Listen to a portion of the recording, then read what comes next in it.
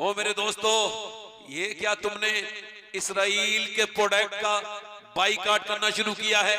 तुम अपना इंस्टाग्राम की रील चमकाने के लिए मजाक उड़ाते हो क्या?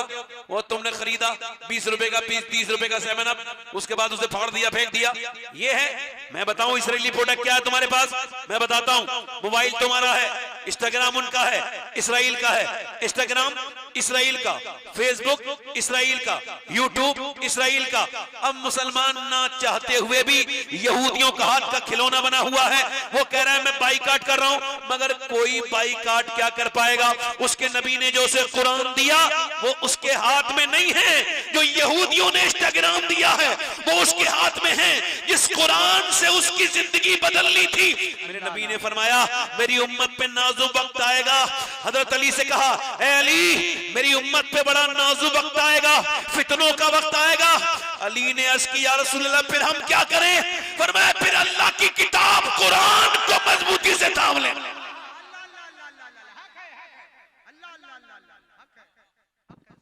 मगर मैं कहां तकरीर करने आया हूं? अपने भाइयों को क्यों समझाने चला हूं? उनको तो हंसी मजाक की तकरीरें पसंद आती हैं, झगड़े की पसंद आती है। ये वाला मियाँ इसके खिलाफ बोलेगा, ये मियाँ इसके खिलाफ बोलेगा। ये सब पागल हैं, इनके दिमाग खराब है, इनको पता ही नहीं जमीनी हकीकत क्या है।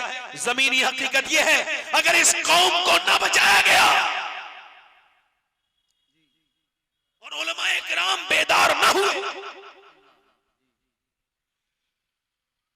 तो जो हालात हैं वो कम हैं, आगे वाले हालात हमसे देखे नहीं जाएंगे। पूछो जिस तरह के हालात हम आपस में लड़ रहे हैं, ये पीर बड़ा, वो पीर बड़ा, वो कह रहा नहीं मेरा पीर बड़ा, वो कह रहा नहीं मेरा पीर बड़ा। और हम बचपन से जो सुनते आए हैं हम आपको सुना रहे हैं। हमारे यहाँ एक ही बात होती थी, एक ही बड़ा पीर है, उसका नाम अब्दुल कादिर जीलानी है।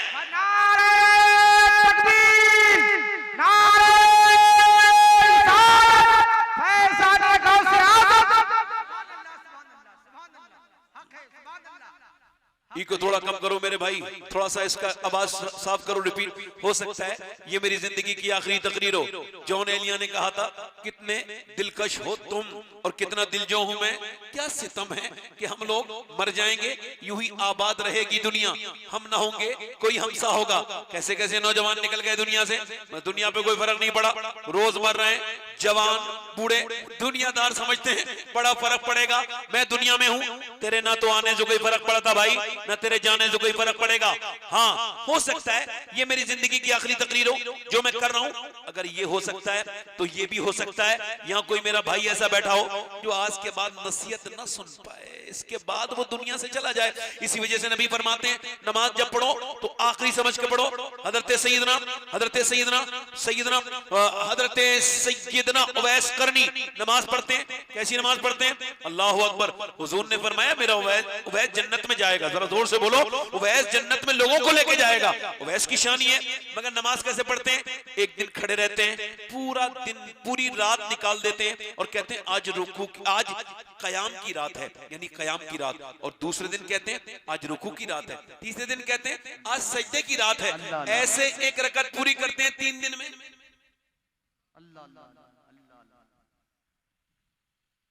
अल्लाह वालों के दिलों में डर थे।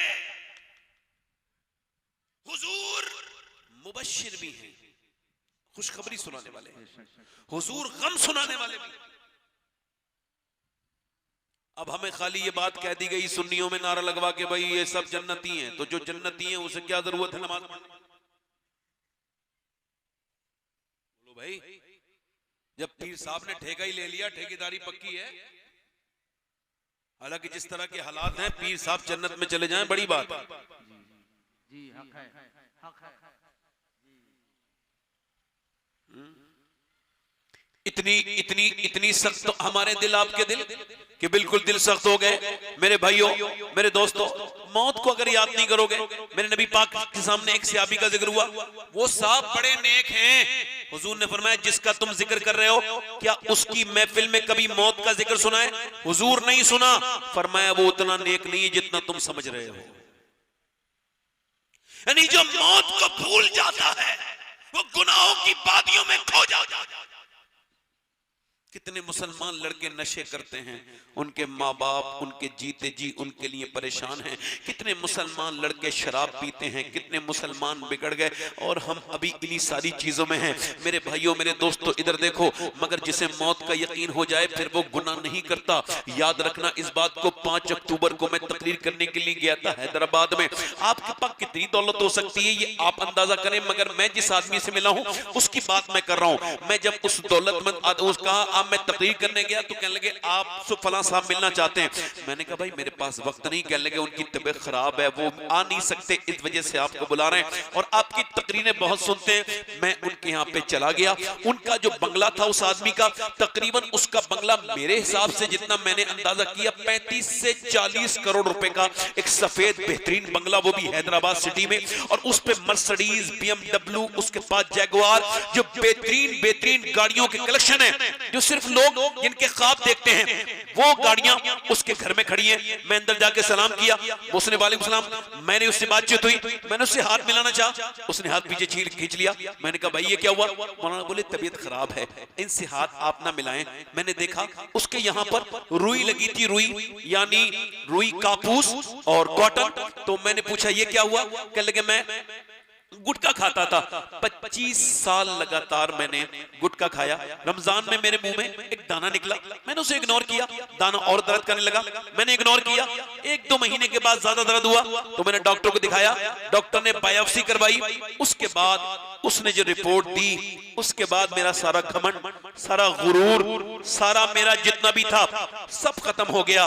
सैयद साहब उस रिपोर्ट में लिखा था तुम 2 महीने तक हो, ये आखिरी स्टेज का कैंसर है। कहते हैं वो रिपोर्ट मेरे हाथ में आई, आते ही मेरे हाथ में मेरी सारी उम्मीदें खत्म हो गई। मैं डिप्रेशन में चला गया। वो नोटों की गड्डियां जो कल तक मुझे सुकून देती थी वो कागज की रद्दियां बन गई। उन गड्डियों से मुझे नफरत होने लगी।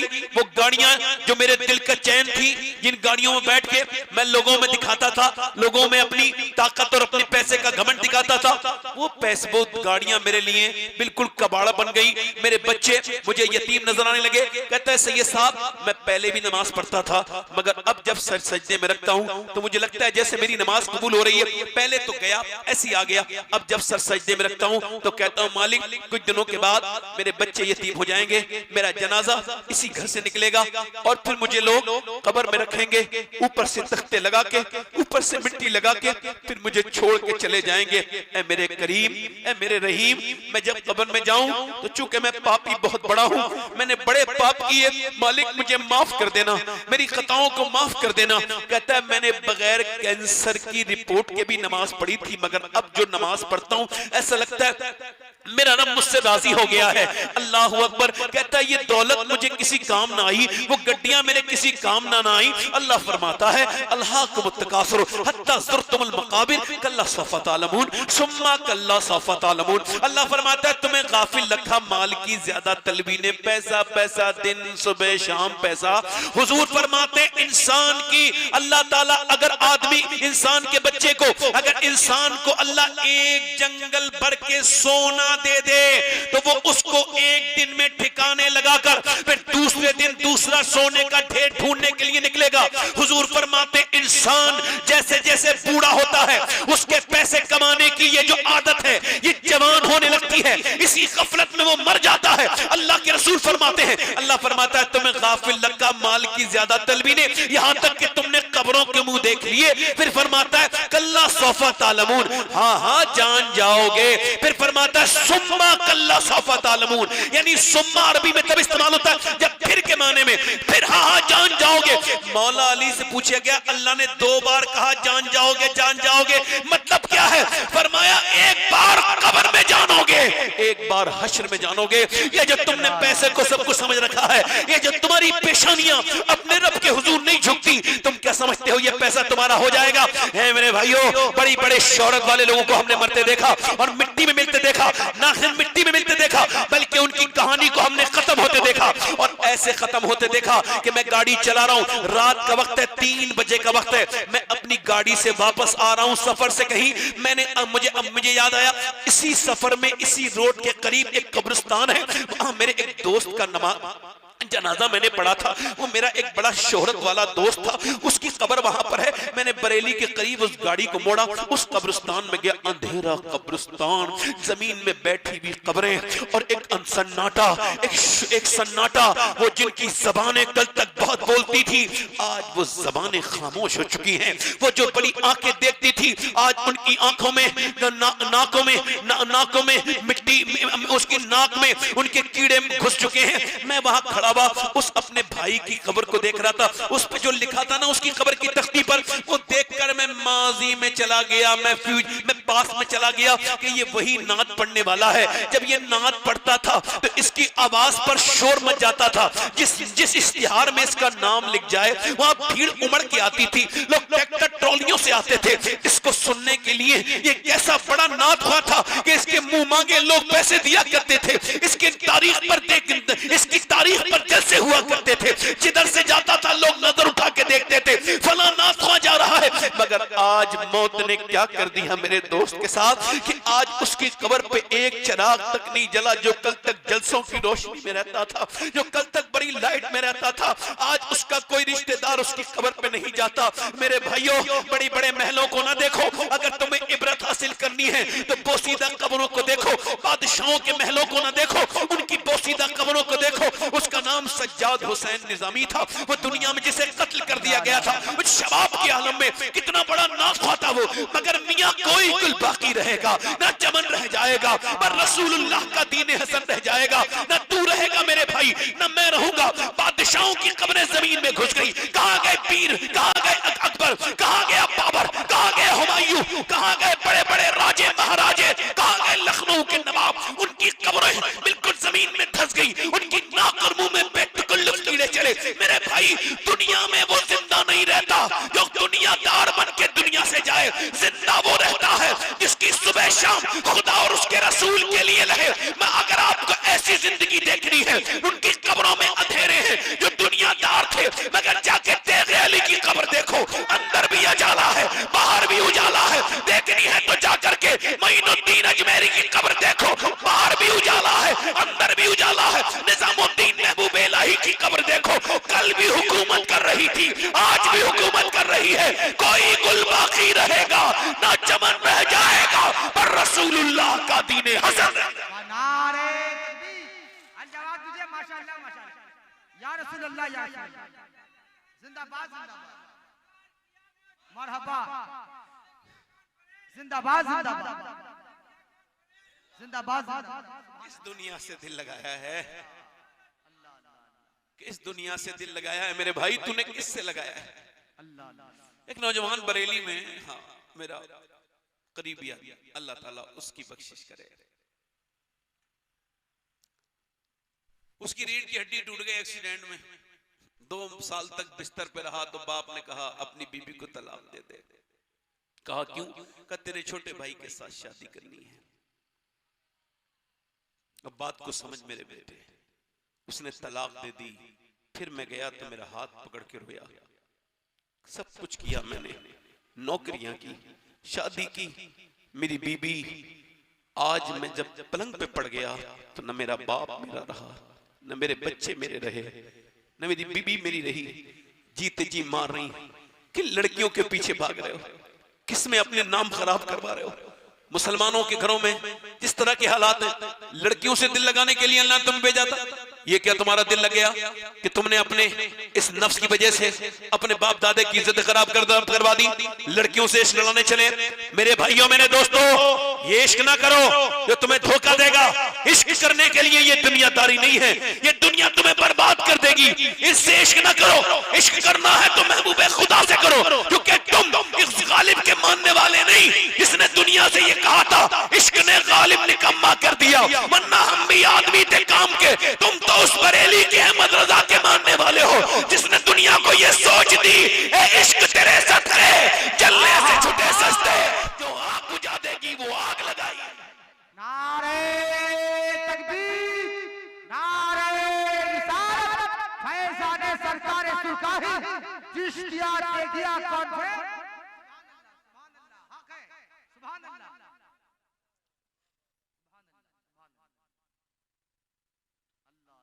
आज हमारे घरों के जिस तरह के हालात हैं, लगता नहीं कि हम मुसलमान हैं, लगता नहीं, लगता नहीं। न मां नमाज पढ़े, न बेटा नमाज पढ़े। आज से तकरीबन 10 साल पहले मैंने एक लड़की को जब टोक दिया तो उसका बाप मुझसे नाराज हो गया। ऐसे कुछ जान पहचान वाले की लड़की थी। मैंने कहा तुम्हारी बेटी ये देखो अंग्रेजी लिबास पहन रही है, उसको समझाओ। कहने लगे आप अपना काम करें, मुझे अपनी बेटी पे पूरा भरोसा है। वो 10 साल की लड़की थी। बोले अभी छोटी है मेरी बेटी, पहनने दो, शौक कर रही है। मैंने कहा ये अब हाथ से निकलेगी तो फिर हाथ में। याद रख मेरे भाई, मैंने तो कुछ नहीं कहा मगर वक्त ने फिर उससे बहुत कुछ कहा। 10-12 साल के बाद वो थाने में बैठा है, हाथ जोड़ के कह रहा है बेटी मेरी इज्जत बचा ले, वो मोमिन नहीं है, मुसलमान नहीं है, हमारी नाक कट जाएगी।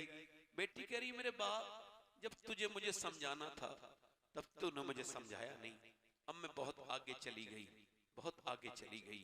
और ये दिल, अल्लाह उसके रसूल की कसम खा के कहता हूं, कभी कभी रात को ये सोचकर नींद नहीं आती कि 10 साल के अंदर लाखों लड़कियां मुसलमान इस्लाम छोड़ गई।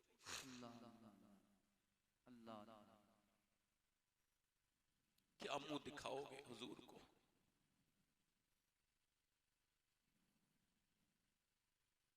एक मुसलमान की क्या अहमियत है इस्लाम में, बताऊं?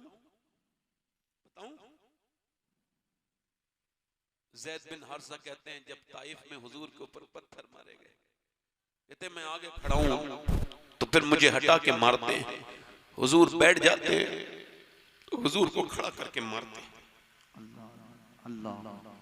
खुदा की कसम, हमारी वजह से आज लोगों ने हुजूर को नहीं जाना, हम लोगों की वजह से। वरना जैसी हस्ती मेरे रब ने अपने महबूब की बनाई, ऐसी किसी की हस्ती नहीं। बना के खुद तारीफ की और कहा मेरे महबूब मुझे तेरी उम्र की कसम है, इतने पत्थर कि हुजूर की पिंडलियां फट गई। हजरत सैयदना ज़ैद बिन हारिसा कहते हैं मैंने हुजूर जिब्राइल आए, इसको खत्म कर दें इस कौम को। नहीं, ये मुझे जानते नहीं है, ये जब जान जाएंगे तो ये ईमान लाएंगे, मुझे ये नहीं लाए, इनकी नस्लें ईमान वाली। ज़ैद बिन हारिसा कहते हैं बाग में, देखो ध्यान से सुनना इस बात को जरा, इसको सिर्फ एहसास करना। जो मैं ये कोई हल्के से कहूंगा, मैं जोर से ये बात नहीं कहूंगा, मगर एहसास करना एक मुसलमान की अहमियत कितनी बड़ी है।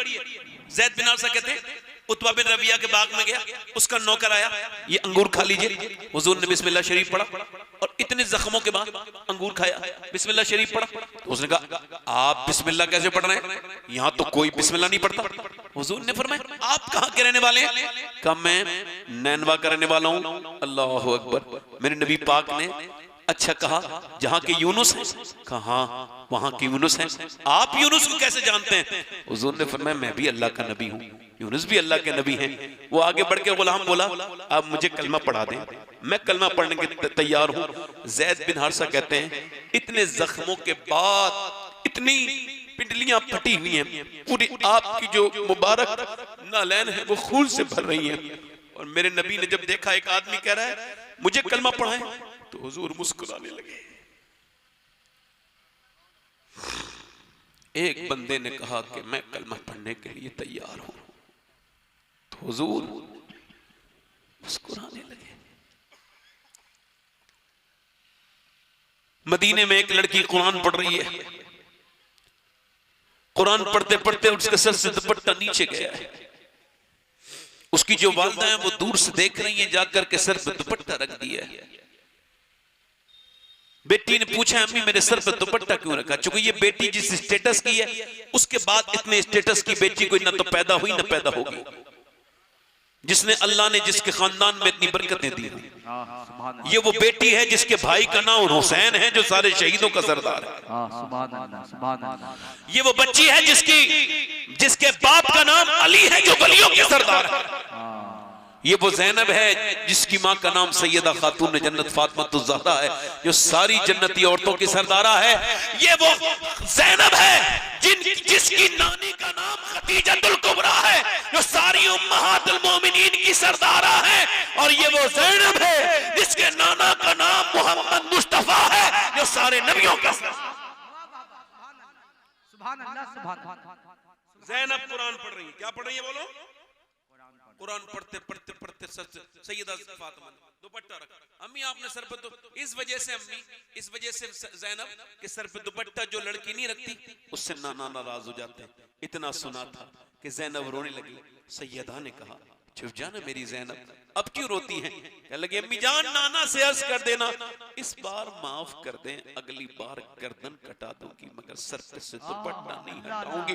करबला का मैदान है, करबला अगर हुसैन लाजवाब है तो जैनब भी लाजवाब है। अगर हुसैन का सब्र लाजवाब है तो सब्र जैनब का भी कोई जवाब नहीं। अगर हुसैन के हौसले की कोई मिसाल नहीं तो जैनब के हौसले भी कोई मिसाल नहीं।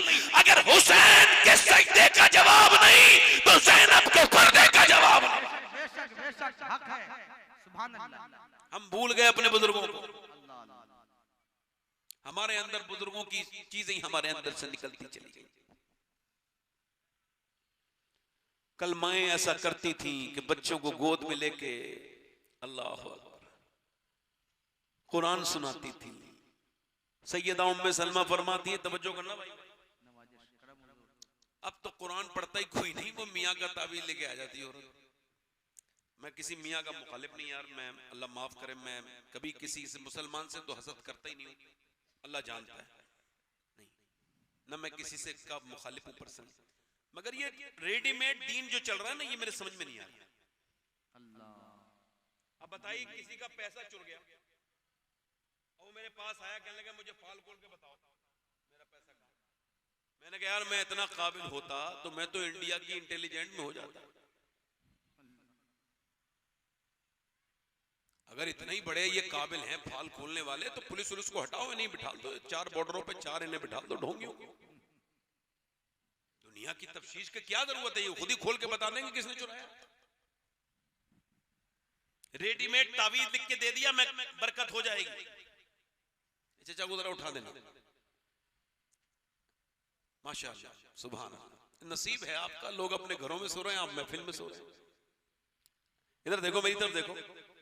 अब उसने कहा कोई तावीज ऐसा दे दो मेरा आदमी मेरी हाथ में मुट्ठी में आ जाओ। उसने बिल्कुल मेरे भाई कोई परेशानी आए तो मियाँ के पास, औरतें भागी जा रही हैं, कोई दिक्कत आए तब औरतों का ईमान कमजोर है, आओ चलो उस दर पे जाके पूछे जिसका घर पूरी कायनात की औरतों के लिए मशले रहा है।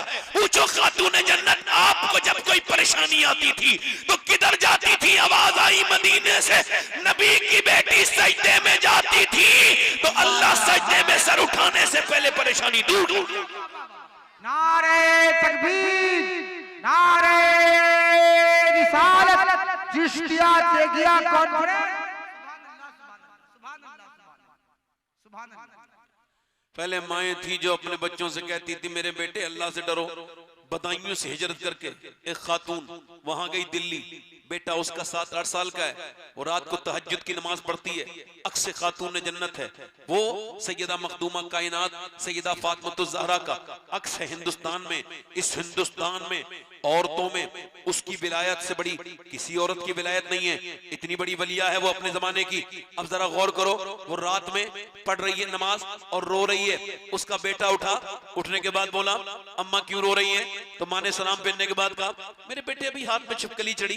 फिर सोचा आज तो छिपकली हटा दी, कल कब्र में जाऊंगी, ऊपर से मिट्टी डाल के तख्ते डाल के जब लोग जाते हैं तो कीड़े आते हैं, मकोड़े आते हैं, सांप बिच्छू आते हैं। मेरे बेटे बस उसी से डर रही हूँ, आज ये छिपकली हटाई, कल कब्र में जाऊंगी तो क्या होगा? मेरे बेटे नबी का फरमान है कब्र आखिरत की सबसे पहली मंजिल है, कब्र सबसे अंधेरी जगह है। मेरे बेटे अब मैं इसी वजह से रो रही हूँ तो बच्चा कांपने लगा। माँ ने कहा क्या हुआ? अम्मा तू तो बड़ी है, मैं मर गया तो मेरा क्या होगा, ये बता। मैं तो माँ ने कहा मेरे बेटे चल ऐसा कर, तू अपना सर झुका अल्लाह के सामने, सजदे में जा, अल्लाह तुझे कब्र के अजाब से बचाएगा। बेटा जब सजदे में गया ना तो माँ फूट फूट के बोली, ए मेरे मालिक आज मेरे बेटे ने सर झुका दिया है, तो झुकाना ये मेरा काम था, इसे अपना लेना ये तेरा काम है।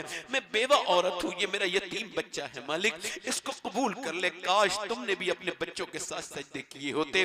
तुमने तो नमाजें कोई नहीं पढ़ी, अपने बच्चों को इंग्लिश बनाओ, दुनियादार तुम्हारी मर्जी है। मैं भी किसको समझाने चला हूँ, किस कौम के सामने मैंने तकरीर करनी है। जरा गौर तो करें आप, जिन घरों में ना कुरान है, ना सजदे हैं, ना औरतें कोई रोती। मैं तो मेरे तो अल्लाह का शुक्र है 3 बेटे, मैं जब रात को भी रात में नमाज पढ़ता हूँ और मेरे बच्चे उठ के कभी मेरे साथ सजदा करते हैं तो मैं यही कहता हूँ, मेरे मालिक मेरे इन तीनों बच्चे जब तूने दिए तो इन्हें जहन्नम से भी बचा लेना मेरे परवरदिगार। अपने बच्चों को देख के क्यों नहीं कहते जहन्नम से बचाओ, अपनी बेटी को क्यों नहीं करते तुम ये सब। अब सुनो, वो माँ रो रही है, कह रही है मालिक मेरे बच्चे को कबूल कर ले। बच्चे की आदत पड़ गई रोज नमाज पढ़ने की, नमाज पढ़ते पढ़ते पढ़ते पढ़ते बच्चा जवान हो गया और माँ दुनिया से इंतकाल कर गई। माँ अब जाकर के देखो आप, कुछ दिनों के बाद बेटे का भी विसाल हो गया। 750 साल से ज्यादा जमाना गुजर गया, मगर दिल्ली में जाके देखो बादशाहों की बीबियां, मुगलों की शहजादियों की कब्रें ढूंढोगे आपको तब भी नहीं मिलेगी। मगर जो रात को रोती थी उसका मजार 3 बीघा जमीन में दिल्ली के बीच में बना हुआ है, अरबों खरबों की संपत्ति पे सो रही है। उसके मजार पे हर बुध के दिन मेला लगता है। उसका नाम सैयदा जुलेखा अल-मारूफ माई साहिबा है। करीब में उसके बेटे का मजार है।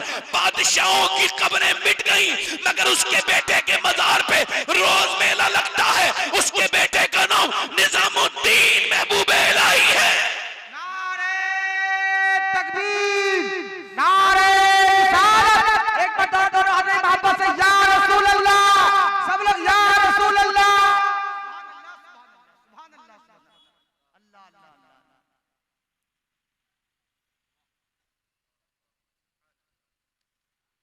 मौला अली जोर से बोले सुभान अल्लाह। अब जरा सीरत सैयद, ए भैया ए रुमाल, बैठ जाओ बेटे, तुम्हारे लिए है, बैठ जाओ बैठ जाओ, अच्छे इंसान हो तुम, बैठ जाओ बैठ जाओ, कुछ नहीं है दुनिया में, बैठ जाओ बैठ जाओ बेटे, अल्लाह ताला तुम्हें लंबी जिंदगी दे, बैठ जाओ।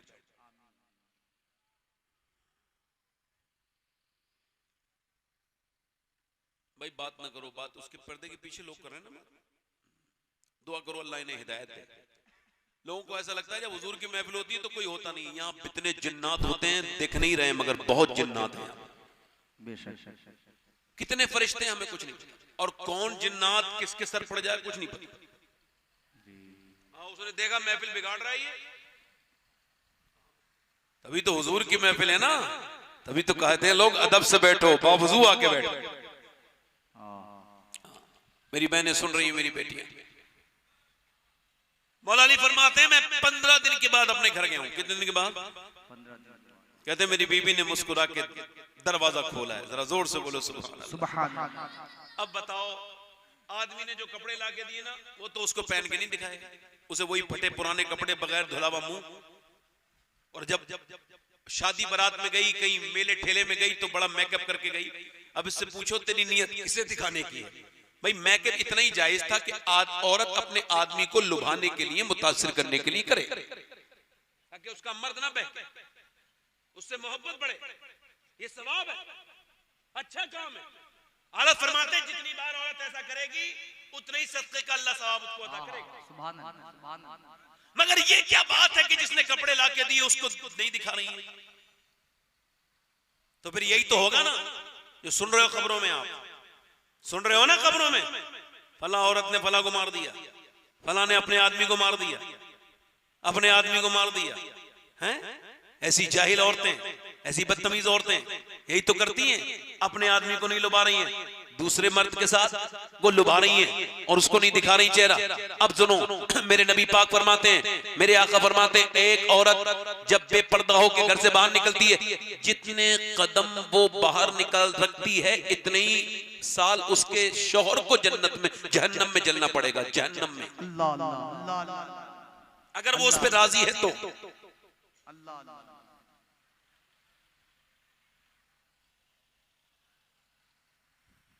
अब तो हालात ये हैं माज़अल्लाह के इस जमाने के जिम्मेदारान के घरों की वीडियो वायरल हो रही है तो लोग तौबा तौबा कर रहे होंगे। जुब्बे कुब्बे बड़े बड़े मामले और बड़ा मामला खराब चल रहा है, समझ रहे हो जी? वो कह रहे हैं भाई हम बड़े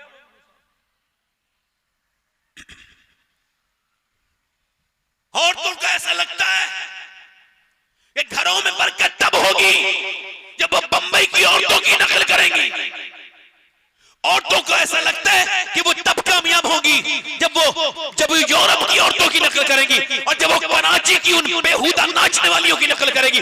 मगर उनको बता दिया जाए कि सारी दुनिया के तावीज और सारी दुनिया की नकलें एक तरफ और हुजूर की बेटी सैयदा फातिमा का तरीका एक तरफ। अगर तूने वो तरीका अपना लिया तो दुनिया भी तेरी रोशन बेशक बेशक बेशक सुभान अल्लाह। और सुनो, मौला अली फरमाते हैं मैंने दरवाजा जब खटखटाया, दरवाजा खोल के उन्होंने सलाम किया। फिर मैंने कहा भूख लगी है, तो उन्होंने पानी दे दिया। प्यास नहीं लगी, पानी पेश किया। मैंने कहा भूख लगी है, वो चली गई अंदर। आवाज दी मैंने फातिमा खाना लाए, नहीं आई। फिर मैंने आवाज दी फातिमा खाना लाए, नहीं आई। फिर मैंने आवाज दी सैयदा खाना लाए। कहते अंदर से रोने की आवाज आई। मैं जब अंदर गया तो मैंने देखा दोनों आलम के मालिक मुख्तार की बेटी का चेहरा नीचे है, नीचे झुका हुआ है और आंखों से आंसू हैं। मैंने कहा फातिमा जरा गौर तो करो, क्या अखलाक है, क्या हुजूर की बड़ी बेटी है, बड़े बाप की बड़ी बेटी इसे कहते हैं। आवाज दी फातिमा आप क्यों रोती हैं सैयदा? कहने लगी मेरे सरताज आप सफर से आए हैं, मैं आपको खाना नहीं दे पाई, इसका अफसोस है। कहा क्यों? कि जब आप घर से गए थे कई दिन का फाका था, आज आप आए हैं तो कई दिन से हमारे घर में कुछ पका नहीं है। हज़रत अली कहते हैं मैं इस अंदाज पे कुर्बान जाऊं। मैंने कहा फातिमा आपने मुझे बताया क्यों नहीं? कि जब आप घर से गए थे मेरे अब्बा ने मुझसे कहा था फातिमा अली से वो मत मांगना जो उनके पास मौजूद ना हो। कहते हैं मौला अली मैं आगे बढ़ा, मैंने जब उनको उठाया तो वो रोने लगी। मैंने कहा अब इतना क्यों रोती हैं? कहने लगी आप चले गए थे ना तो मेरे अब्बा के घर में 16 दिन से चूल्हा नहीं जला है। मैं गया, कहते हैं मैं बाग में दौड़ता हुआ गया, बच्चों की भूख से नहीं तड़पा मगर हुजूर की भूख ने तड़पा दिया। कहते मैं गया, मैंने कहा मुझे कोई काम ले लो। उसने कहा यहूदी ने एक डोल दोगे पानी का, अगर एक डोल डालोगे मेरी खजूर में तो मैं तुमको 1 खजूर दूंगा अजवा। कहते 17 डोल निकाल के जल्दी से हुजूर के पास आया। मैंने चक्के भी नहीं देखे, या रसूलल्लाह ये अली लाया है, इस नजराने कबूल करे। हुजूर ने फरमाया अली आ गए जी हुजूर हाजिर खिदमत। हसन भूखे हैं, हुसैन तुम्हारी बीबी फातिमा भूखी है, उनके लिए नहीं लेके गए? हज़रत अली आगे बढ़ के बोले या रसूलल्लाह हसन से ज्यादा, हुसैन से ज्यादा और फातिमा से ज्यादा अली आपसे प्यार करता है। तो हुजूर ने दोनों हाथ उठाए, अल्लाह मैं अली से इसकी औलाद से राजी हूँ, तू भी अली से राजी हो जा। अल्लाह तू अली से राजी हो जा। हज़रत अली कहते हैं मेरी बहनें जवाब देंगी ये मेरी बात है, उन मेरी बहनों को बता देना जिनको अब पर्दे में दुश्वारी होती है, कुरान पढ़ने में दुश्वारी होती है, कयामत का दिन होगा, ये जवाब नहीं देंगी। हज़रत अली कहते हैं मेरी शादी हुई, मेरी दुल्हन जब मेरे घर में आई ना मैं उन्हें देख रहा था और रो रहा था। वो मुझे देख के बोली क्या आप शादी वाले दिन रोते हैं, क्या बात है? मौला अली कहने लगे मैंने कहा कैसी भी लड़की की शादी हो ना तो वो उसकी दिल में हसरत होती है जब दुल्हन बने तो नए कपड़े पहने, मगर देख रहा हूँ आपके चेहरे पे ना कोई शिकन है और ना फातिमा आपको कोई शिकवा है कि आप के जिस कपड़े में आप दुल्हन बन के आई हैं उस चादर में 17 अहमद हैं, आपको कोई शिकवा नहीं। तो फिर हुजूर की बेटी आगे बढ़ी, हाथ पकड़ के कहा मेरे सरताज अली, मेरे अब्बा ने मुझे जब रुखसत किया था तो फरमाया था फातिमा अल्लाह कपड़ों से राजी नहीं होता है, अल्लाह सजदों से राजी होता है। ये बातें क्यों कर रहा हूं मैं? मुझे खबर है एक औरत अगर बदले तो पूरा खानदान बदल देती है। आप तो हुजूर को कभी याद नहीं करते। अम्मा आयशा फरमाती हैं हुजूर के पेट से पत्थर बने हुए हैं 2 और दुआ कर रहे हैं हुजूर, अल्लाह क्या दुआ कर रहे हैं? कहती मैं आगे बढ़ के देखी क्या दुआ, हुजूर दुआ कर रहे हैं या अल्लाह मेरी उम्मत कभी भूखी ना मरे, ये उम्मत जो कभी हुजूर को याद नहीं करती, ये उम्मत जिसके पास फेसबुक व्हाट्सएप के लिए वक्त है, ये मेरी बहनें बेटियां इनके लिए दुआ कर रहे थे, जिनके पास गीबत करने से लेके चुगली करने से लेके बाजारों में घूमने से लेके सारे काम के लिए वक्त है, मगर नबी पर जो नाजिल कुरान हुआ है उसे खोल ले।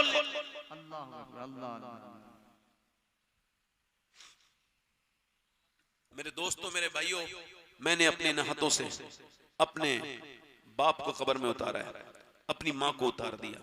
एक बात यहां रुक के कहूंगा, एक बात होती है तकरीर, मगर एक बात होती है कुछ आप बीती बंदा कह के चला जाए। ये आप बीती कह रहा हूं। अगर माँ बाप हैं तो कदर कर लो, कल ये नहीं होंगे तो तुम्हारा घरों में दिल नहीं लगेगा।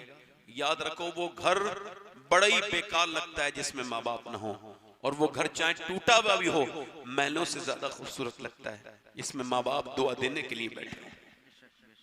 मैंने अपने इन हाथों से अपने बाप को, अपनी माँ को, सबको, काफी लोगों को कब्र में उतारा है। मैं अपनी बात कर रहा हूँ, बहुत लोगों को उतारा है। कुछ मैंने जब कब्र में रखे लोग तो मैंने कोशिश की है कि इनका सर, मैंने कोशिश की है इनका सर किसी तरीके से किबले की तरफ कर दूं, मगर नहीं हुआ है। कुछ लोगों को थोड़ी मेहनत से हो गया है, कुछ लोग ढल के हैं और जब कब्र में रखा है तो खुद ही खुद सर किबले की तरफ हो गया है। हजरत सैयदना बायजीद बस्तामी के पास एक कफन चोर आया, हुजूर अल्लाह मुझे माफ कर देगा, मैंने बड़ा गुनाह किया है। क्या गुनाह किया? कफन चुराता हूँ। अल्लाह माफ कर देगा, मगर ये बता तूने कितने कफन चुराए? कहने लगे कम 1000। का कितनों के मुंह किबले की तरफ थे? का हुजूर इसी वजह से तौबा करने आया हूँ, मैंने 1000 कफन चुराए तो तकरीबन 950 लोगों के मैंने चेहरे किबले से फिरे हुए देखे।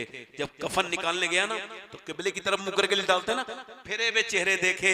हजरत बायजीद रोने लगे और फिर बेहोश हो गए। होश में आए, लोगों ने पूछा क्यों रोते थे? फरमाया हुजूर क्यों रोते? फरमाया इस वजह से कि मैं उन कब्र वालों के बारे में सोच रहा हूँ, कहीं बायजीद का चेहरा भी ना फेर दिया जाए। का हुजूर क्यों? का इस वजह से उनके गर्दनें मोड़ दी गई कि जब तुम जीते जी उसकी तरफ मुंह करके नहीं खड़े हुए, ना बैठे, तो तुम कौन होते हो लेटने वाले इस कब्र में? तुम्हारा हक क्या? अल्लाह अल्लाह अल्लाह। आला हज़रत फरमाते हैं, हाय गाफिल वो क्या जगह है जहां 5 जाते हैं। कितने जाते हैं? 5। कब्र में कितने जाते हैं बोलो? 5। 2 ऊपर होते हैं, 2 बिल्कुल नीचे होते हैं। उठा के 4, 2 ने 2 के दिया, कब्र के अंदर चले गए। आए हाय हाय, मुजद्दिद कोई हाय कहे तो उस हाय पे गौर करना चाहिए। फरमाते हैं हाय गाफिल वो क्या जगह है जहां 5 जाते हैं 4 फिरते हैं, ना अमीर को छोड़ेगी, ना गरीब को छोड़ेगी, ना किसी बादशाह को छोड़ेगी, ना किसी फकीर को छोड़ेगी, ना किसी फैशन वाली औरत को छोड़ेगी, ना किसी दीनदार औरत को छोड़ेगी। ये मौत सबके पास आएगी, मगर मौला अली फरमाते हैं जो मौत को भूल जाएगा उसे बड़ी सख्त होके आएगी मौत, और जो मौत को याद करेगा उसके लिए आसान बन के आएगी मौत। उसके लिए जो मौत को याद करेगा उसकी रूह ऐसे निकल जाएगी जैसे बच्चा जब सो गया तो मां ने पिस्तान मुंह से निकाल दिया। और जो मौत को याद नहीं करेगा बड़े सख्ती के साथ मरेगा, बड़ी जिल्लत के साथ मरेगा। मौत को सुबह भी याद करो और शाम भी याद करो। मेरे भाइयों, हजरत सैयदना इमाम हसन बसरी के जमाने में एक औरत, आप आखिरी बात कर रहा हूं, एक औरत तकरीर सुनती थी, उनकी बड़ी तकरीर सुनने की शौकीन थी। उसका आदमी इंतकाल कर गया। जब उसका आदमी इंतकाल कर गया, अब उसका बेटा था, उसने शादी नहीं की, बेटा बिगड़ गया। कैसे बिगड़ा मालूम? खराब दोस्तों की वजह से। थोड़ी देर की तवज्जो, बल्कि तवज्जो भी नहीं, खामोशी बस। मैं उलमा से तवज्जो मांगने के लायक इंसान नहीं, मैं तो बड़ा घटिया इंसान हूं। मैं सब आप लोग सबका नो करूंगा, मैं नहीं कहता किसी से, मैं तो कहता हूं खामोश रहो, 2 मिनट सुन लो। उसका बेटा बिगड़ गया, मालूम है कैसे बिगड़ा? खराब दोस्तों की वजह से। इस वजह से जिन लोगों के दोस्त खराब हैं वो उनकी दोस्ती छोड़ दें। मैंने जेलों की डॉक्यूमेंट्री पढ़ी है, हिंदुस्तानी पाकिस्तानी, तो उनमें ये लिखा है कि अक्सर 70% लोग वो जेल में आते हैं जिन्हें दोस्त बिगाड़ देते हैं या दोस्तों की वजह से आते हैं। अल्लाह, खराब दोस्तों से दोस्ती, खराब दोस्तों से दोस्ती ना, खराब दोस्तों से दोस्ती ना।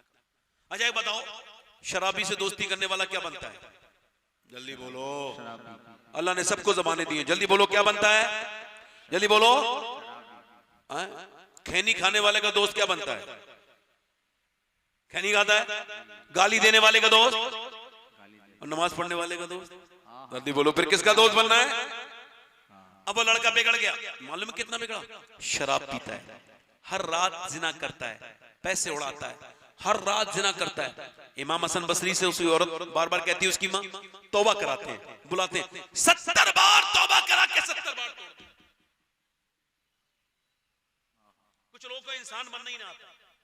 अगर कुछ लोगों से इंसानियत से कहो ना खामोश बैठे रहो, तो खामोश नहीं बैठेंगे। तब जो है मेरी तरफ नहीं, बस थोड़ी देर के लिए। 70 बार तौबा की उसने और 70 बार तोड़ दी। कितनी बार? अब जब उसे टीबी हो गई ना, टीबी मर्ज पुराना, दवा अब आई है। जैसे मोबाइल, ये मर्ज नया है, अभी इसकी दवा नहीं आई है, मगर आएगी। 6 घंटे से ज्यादा जो मोबाइल देखता है बीमार है, उसका इलाज होने की जरूरत है उसे, और कुछ दिनों के बाद इलाज होगा। ये जो मोबाइल छोड़ ही नहीं रहे ना। अच्छा, जिन आंखों से नौजवानों ने फिल्में देखी हैं, गंदी तस्वीरें देखी हैं, कब्र में जाकर के उन आंखों से हुजूर को देखने की हिम्मत होगी?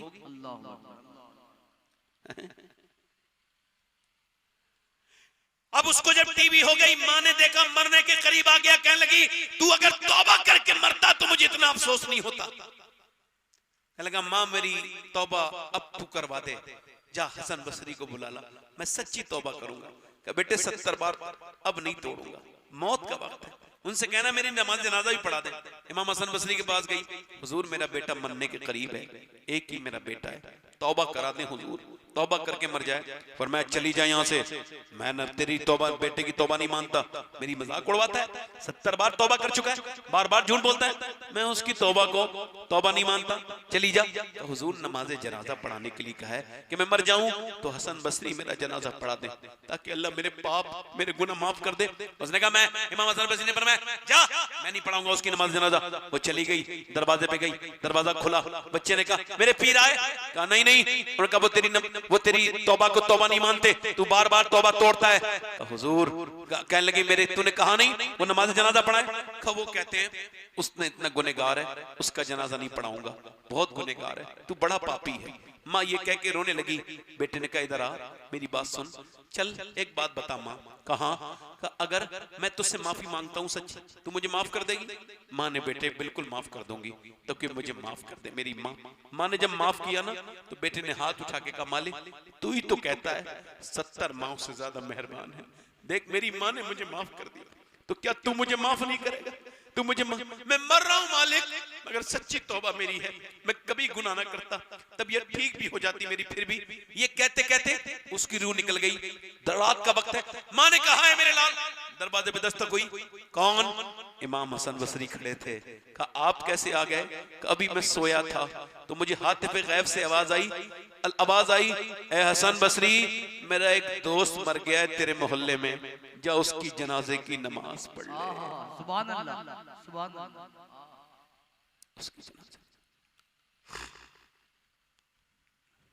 कब तौबा करेंगे हम? अल्लाह फरमाता है, तू इतना रो ले कि तेरी आंख का आंसू ढलक के तेरे गाल तक आ जाए, मैं तेरे सारे गुनाह माफ कर दूंगा। बताओ मेरे दोस्तों, कब तक यही जिंदगी रहेगी? हाथ उठा के बताओ, कितने लोग ऐसे हैं जो अपने नबी के नाम पे जान दे सकते हैं? दोनों हाथ उठा के बताएं, नीचे हाथ कर ले। एक दूसरे की तरफ ना देखना नौजवानों, मुस्कुराना नहीं। जो जान दे सकता है, कुछ भी कर सकता है ना, कुछ भी कर सकता है ना। तो कितने लोग ऐसे हैं जो नबी के नाम पे आज से जान भी दे देंगे और आज से पूरी दाढ़ी भी रखा लेंगे। वो इस महफिल में खड़े हो जाएं, इधर आ जाए, इधर दाढ़ी रखने वाले इधर आ जाए, जिन्होंने दाढ़ी कटाई हो या मुंडाई हो, बैठ जाओ, बैठ जाओ, अब बैठो चाचा। दाढ़ी पूरी रखने वाले लोग आ जाएं, जो आज से पूरी दाढ़ी रखाएं वो यहां आ जाए। जो कटाता हो या मुंडाता हो, इधर कोई आशिक रसूल है, सुन्नत रसूल वाला? आओ, 100 शहीदों का सवाब है। इधर है कोई? इधर है कोई? 100 शहीदों का सवाब। हर नबी के दाढ़ी, हर वली के दाढ़ी। अच्छी लड़की से अगर शादी करनी है तो शादी से पहले दाढ़ी रखा लो, खराब लड़की से बच जाओगे। क्योंकि कोई भी बिगड़ी हुई लड़की दाढ़ी वाला पसंद नहीं करती, दाढ़ी वाला वही पसंद करती है जिसे मदीने वाला पसंद। तीसरा कोई आशिक रसूल है इस महफिल रसूल में पीछे आगे से जो नबी के नाम पे पूरी दाढ़ी रखाने के लिए महफिल में खड़ा हो जाए और कहे अब तक जिया था सभी के लिए, आज से जीऊंगा अपने प्यारे नबी के लिए? है कोई आशिक रसूल? माशाअल्लाह, सुभान अल्लाह, सुभान अल्लाह। तीन हो गए, देर न करो।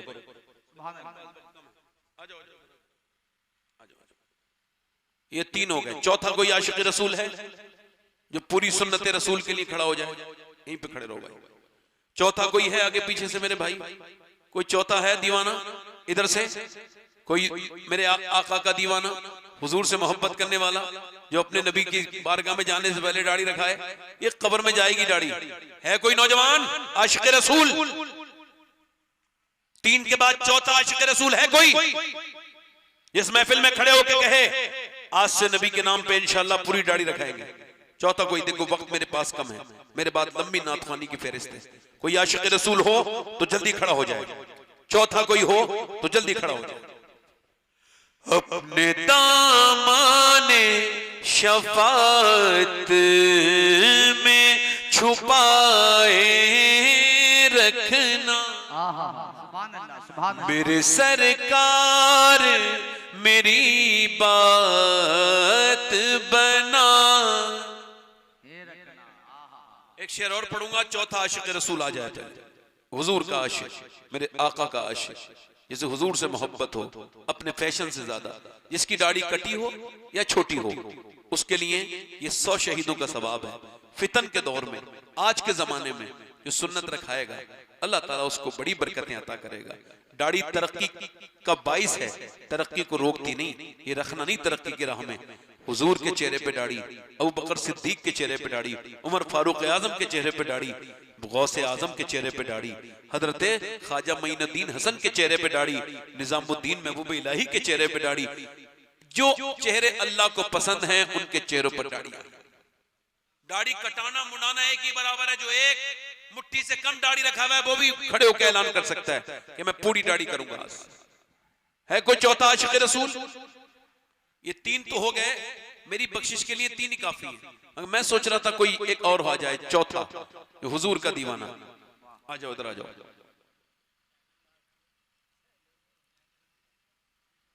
देखो मैं आपको बताऊं, दुनिया की सबसे बड़ी मुश्किल काम है दिल को इस तरफ करना कि वो अल्लाह के खौफ से रोने लगे। हंसना तो काफिरों से भी आता है, मुसलमानों से भी आता है, सब हंसते हैं। मगर हुजूर फरमाते हैं मेरे आका करीम रहमत आलम, मोमिन का जो आंसू है वो जन्नत की जमानत है। ये चार हो गए, पंजतन पाक का मानने वाला। पांचवा कोई आशिक रसूल? इधर से कोई है? इधर पीछे सुन्नत रसूल वाला इधर है कोई भाई? इधर आप में से कोई है? आओ आओ। ये हो गया। गरीब नवाज की छठी वाला एक और आ जाए बस। आ जाओ आ जाओ। मैंने माना कि निकम्मा हूं मगर आप कहूं मुझ निकम्मे को भी सरकार निभाए रख। कोई सातवां आशिक रसूल है? सातवां नौजवान मेरा भाई इधर से, उस महफिल में इतने लोग बैठे हैं, उधर से कोई भी नहीं आया। उधर से कोई है आशिक रसूल? उधर महफिल से सुन्नत रसूल का पाबंद होने वाला इंसान कोई है? सातवां आशिक रसूल, सुन्नत रसूल वाला भाई, जो को दाढ़ी बुराइयों से रोकती है। और दाढ़ी लोग अपनी औरतों के डर से नहीं रखते, हालांकि अल्लाह के डर से रखा नहीं रहे हैं। अल्लाह के डर से उन्हें रखा लेनी चाहिए, मगर औरतों के डर से रखा नहीं रहे, अल्लाह के डर से रखा लेनी चाहिए। ये बात मैं कह रहा हूं आपसे। कोई सातवां आशिक रसूल हो इधर भाई? कोई है दीवाना? एक बात बताऊं, एक तो हमें, एक आप हैं। एक सहाबी को रूमियों ने आग में डालना चाहा, वो जल रहा था बहुत तेजी के साथ, वो जो तेल था ना वो खोल रहा था। रूमी लोग थे, तो रूमियों ने कहा इसे डालो, वो रोने लगा। अरे वजीर ने कहा डर गया, बादशाह के पास लेके गए। बादशाह ने कहा डर गया? कहा नहीं नहीं अफसोस हो रहा है। कहा किस बात का? कहा एक ही जान है, एक ही जान एक बार के बाद खत्म हो जाएगी। मैं ये सोच रहा था कि मेरे जिस्म पे जितने बाल हैं इतनी जाने होती और काश में एक एक करके सब नबी के नाम पे कुर्बान करता चला जाता। मेरा इमाम कहता करूं तेरे नाम पे। ये है हुजूर के आशिक। तो है कोई आशिक रसूल? सातवां जो इस नबी की महफिल को सजाए और अपने चेहरे पे दाढ़ी रखाए, सातवां कोई आशिक रसूल हो।